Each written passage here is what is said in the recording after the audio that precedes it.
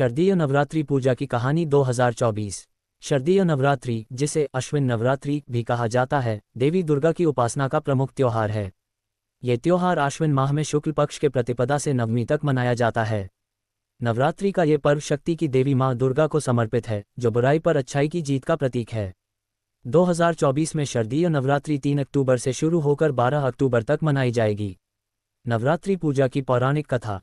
शारदीय नवरात्रि की पूजा की एक प्रमुख कथा महिषासुर वध से जुड़ी है। महिषासुर एक असुर दानव था, जिसने देवताओं को पराजित कर स्वर्ग पर अधिकार कर लिया था। महिषासुर के अत्याचारों से देवता भयभीत हो गए और भगवान ब्रह्मा, विष्णु और महेश शिव से मदद मांगी।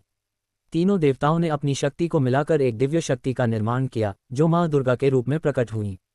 माँ दुर्गा ने महिषासुर से कई दिनों तक भीषण युद्ध किया और अंत में 9वें दिन महिषासुर का वध किया। इस तरह नवरात्रि के 9 दिनों में माँ दुर्गा के 9 रूपों की पूजा की जाती है।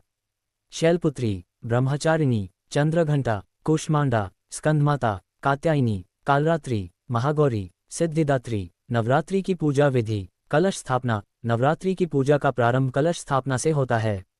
इसे घट स्थापना कहा जाता है, जिसमें मिट्टी के बर्तन में जौ बोए जाते हैं और कलश की स्थापना की जाती है। माँ दुर्गा की पूजा। प्रतिदिन माँ के एक एक स्वरूप की पूजा की जाती है। भक्त उपवास रखते हैं और दुर्गा सप्तशती या देवी महात्म्य का पाठ करते हैं। कन्या पूजन। अष्टमी और नवमी के दिन कन्या पूजन का विशेष महत्व होता है।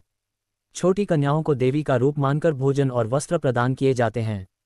हवन और विसर्जन। नवमी के दिन हवन किया जाता है और पूजा का समापन देवी के विसर्जन के साथ होता है।